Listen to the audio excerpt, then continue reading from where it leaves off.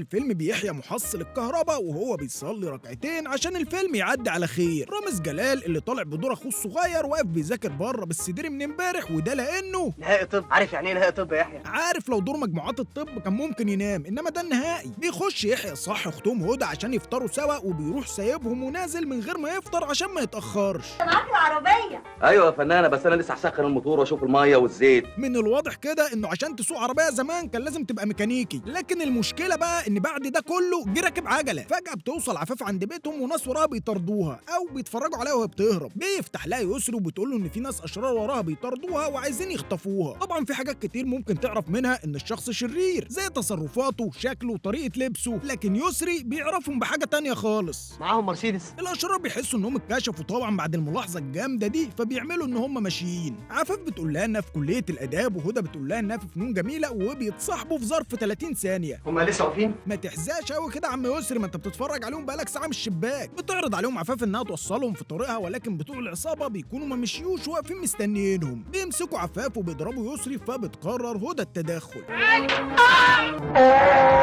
اي لا بجد ايه دي ورقه يا معلم، ده لو ضربتك بالنووي مش هتقفر كده. التانيين بيمسكوا عايده وبيلعبوا دوخين يا لمونه، فبيتدخل يسري وينقذها قبل ما تدوخ، وبتهرب عايده بعدها. انا مش فاهم انت ازاي فرد عصابه، يعني مش مكسوف من نفسك؟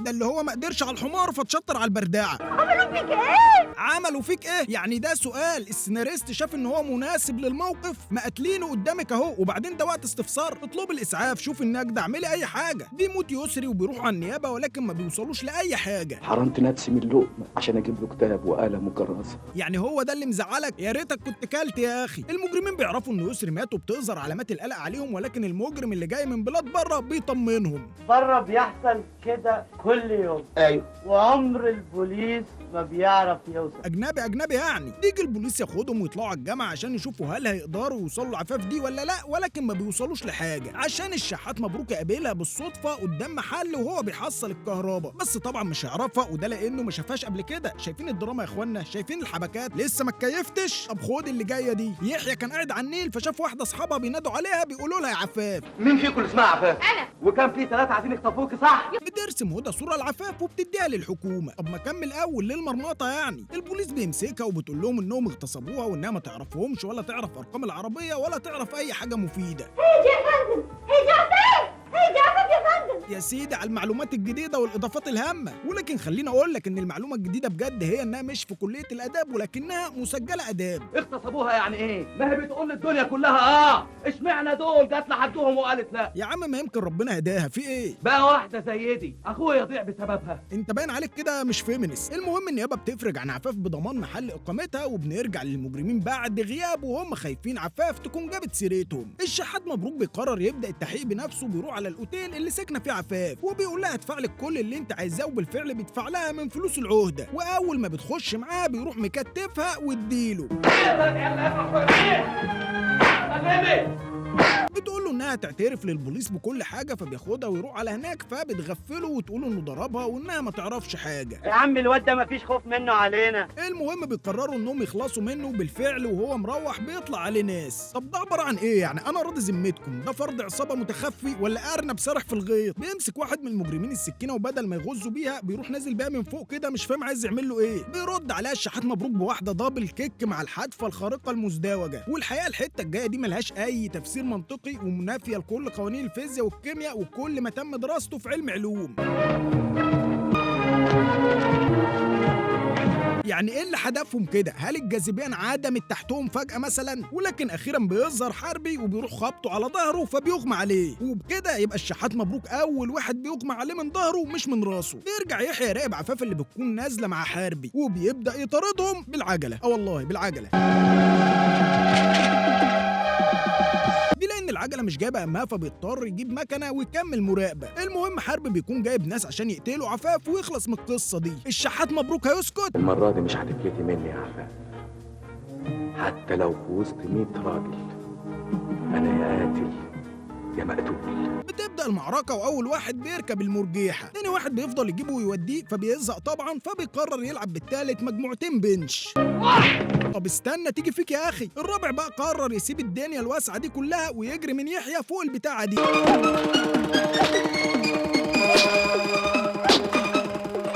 تقع يا عم، هو انت لازم توصل لحد الكاميرا؟ بيوصل الشحات مبروك عند عفاف وحربي، فحربي بيرميها له ويجري، بيهرب حربي وبتبدا عفاف في الاعتراف. هم دول الثلاثه يا ولاد الكلب. انت نبيه قوي يا استاذ يحيى ما شاء الله عليك. بياخدها ويطلع على الاسم عشان تعترف عليهم. الضابط بياخد الاعترافات وبيتضح انهم ولاد رجال اعمال كبار ومليونيرات. الناس دول مش هيسيبوك لو قلت كلمه في النيابه. انت عايز ايه يا عم انت؟ وانت مفيش حاجه عاجباك؟ بياخدها يحيى معاه على البيت وبيقول لاخته انها تقعد معاهم عشان يحميها. شايفين الاصول يا رجاله؟ الولايه بتكون جايه تعبانه، فبيقرر يحيى ان هو ياخدها جوله ترفيهيه في اوضه اخوه الشهيد، دي جمجمته تقريبا. بتبدا هي كمان تحكي له قصتها مع الفقر وازاي وصلت اللي هي فيه. مش كل من طحنوا الفقر يمشي في سكه الحرام. الظروف كانت أعمل. حاربت الظروف والفقر والدنيا كلها. ما هو برضه يا شحات بيه انت خارق للطبيعه، ما تنفعش قاعده لاي حاجه، مش اي حد يعمل زيك. ان كويت بنار الحرام وكوت هنا معاكي. خلاص بقى يا عم ما تعرضهاش. يلا اغسل وشك وكلوا لك لقمه قبل ما تنامي. بص انا ما بقتش فاهمك والله. البوليس بيروح يقبض على العيال ويجيبهم على النيابه. ليست إلا عاهرة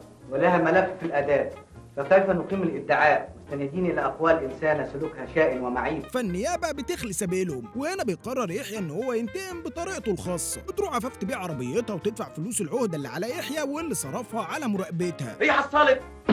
طيب يا عفاف.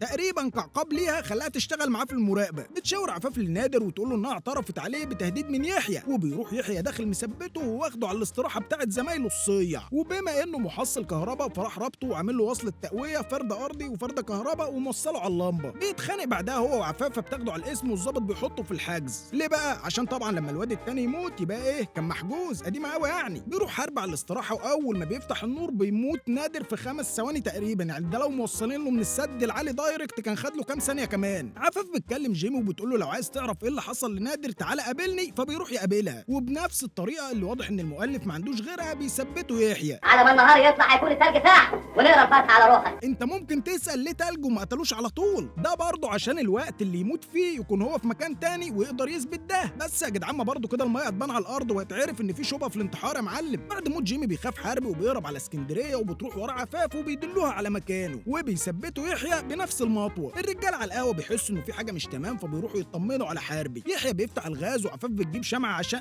ايه الشمعه دي يا جدعان؟ دي عايزه لها 3 ايام بالميت عشان تخلص والمكان يولع. الرجاله بتوصل وبيمسكوا يحيى، وحرب بياخد عفاف ويمشي، ولكن يحيى بيقدر يهرب من الرجاله، وبدل ما ينزل من على السلم قال حبه استعراض بقى وراح نطط على طول. وطبعا بيخلع القميص عشان ما يتوسخش قبل ما يبدا يتعارك مع حربي. قال يعني ما كانش بيتعارك فوق. بص عليكي افتكرتك مركب اهرب بيكي.